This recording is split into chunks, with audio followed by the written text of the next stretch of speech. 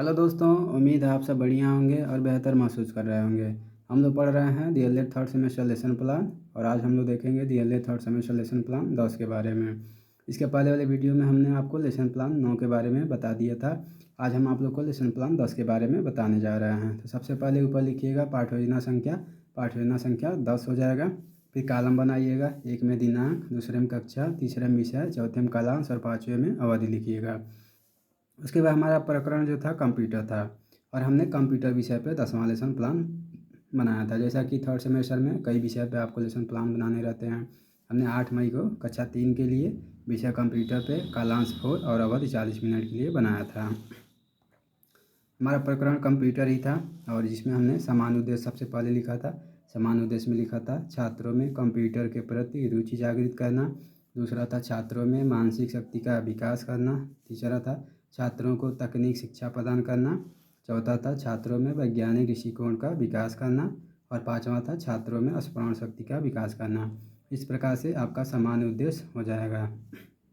समान उद्देश्य लिखने के बाद आप विशेष उद्देश्य लिखेंगे। तो विशेष उद्देश्य में पहला हो जाएगा ज्ञानात्मक उद्देश्य, जिसमें आप लिखेंगे छात्रों को कंप्यूटर की जानकारी प्रदान करना।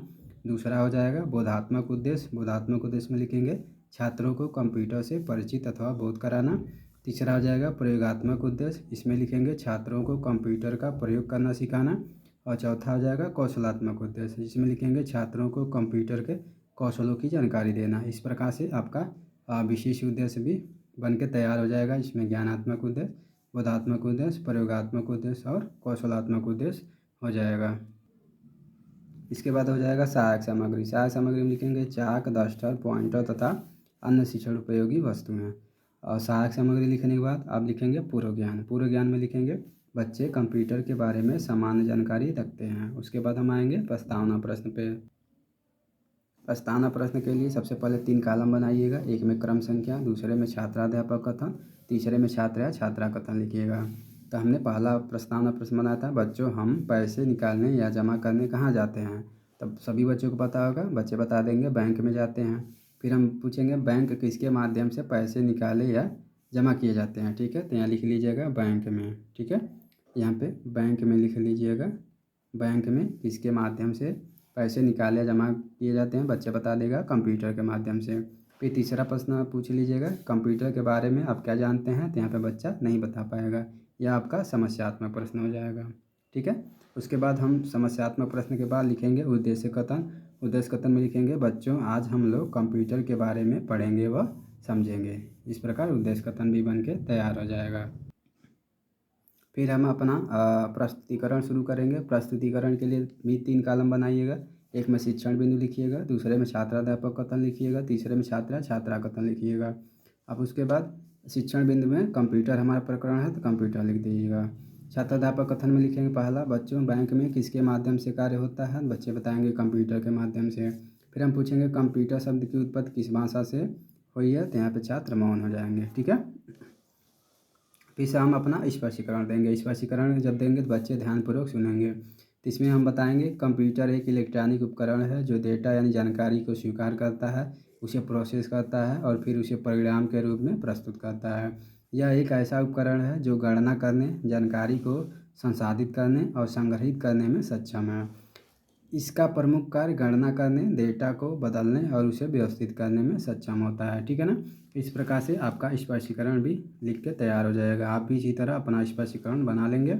उसके बाद आप स्पष्टीकरण पढ़ाने के बाद बच्चों से 1, 2, 3 करके मूल्यांकन प्रश्न पूछ लेंगे। जैसे हमने पूछा हुआ था कंप्यूटर की परिभाषा बताओ, तो बच्चे ने बताया यह गणना करता है।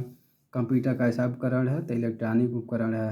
और तीसरा पूछा क्या कंप्यूटर जानकारी भी प्रदान करता है, बच्चे ने बता दिया था हाँ प्रदान करता है। इस तरह से मूल्यांकन प्रश्न स्पष्टीकरण के तुरंत बाद पूछा जाता है। उसके बाद बोधात्मक प्रश्न पूछ लिया जाता है, जैसे कंप्यूटर क्या है, दूसरा कंप्यूटर की कोई 2 विशेषताएं बताइए, तीसरा कंप्यूटर की उपयोगिता बताइए। ठीक है, इस तरह से आपका बोधात्मक प्रश्न भी बन के तैयार हो जाएगा। उसके बाद आप सैंपल कार्य लिखेंगे। तो सैंपल कार्य के लिए तो हमने पहले ही बता दिया था। अब सैंपल चार्ट काट कर साइज में और चिपका लेंगे। उसके बाद सिल्वर कलर के पेन से इसको लिखेंगे। तो हमने दिनांक डाल दिया था एक तरफ, विषय हमारा कंप्यूटर था, कंप्यूटर डाल दिया था, प्रकरण हमारा कंप्यूटर था, कंप्यूटर डाल दिया था। फिर हमने लिखा था कंप्यूटर के अंतर्गत निम्नलिखित इलेक्ट्रॉनिक डिवाइसों का प्रयोग होता है, जैसे कि सीपीयू को सेंट्रल प्रोसेसिंग यूनिट कहा जाता है। फिर से मॉनिटर हो जाएगा, फिर से कीबोर्ड हो जाएगा, अगला माउस हो जाएगा और अगला प्रिंटर हो जाएगा।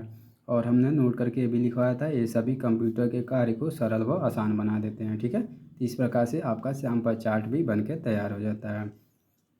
जब आप सैंपल कार्य लिख देंगे यानी कि सैंपल पर लिख देंगे तो बच्चों को बोलेंगे कि बच्चों आप सैंपल पर लिखे हुए चीज़ों को अपनी कॉपी में उतार लीजिए। ठीक है, तो फिर जब बच्चे सैंपल पर लिखी हुई चीज़ों को अपनी कॉपी पर उतारेंगे तो यहाँ पे निरीक्षण कार्य हो जाएगा। निरीक्षण कार्य में क्या करेंगे, छात्र जब सैंपल कार्य को कर रहे होंगे तब छात्राध्यापक कक्षा में घूम घूम कर निरीक्षण कार्य करेंगे। ठीक है, तो यानी कि छात्र जब है सैंपल कार्य को अपनी कॉपी पर लिख रहे होंगे तब छात्राध्यापक कक्षा में घूम घूम कर निरीक्षण कार्य कर लेंगे।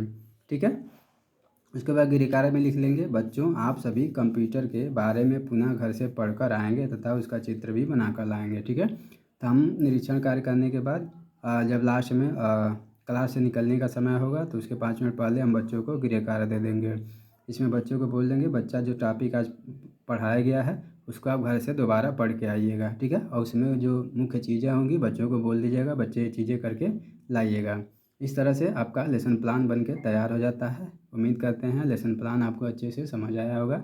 अगर समझ आता है तो आप वीडियो को लाइक ज़रूर करिए और ज़्यादा से ज़्यादा अपने मित्रों तक भी शेयर करिए ताकि वे भी आसानी से लेसन प्लान को बना सकें। धन्यवाद।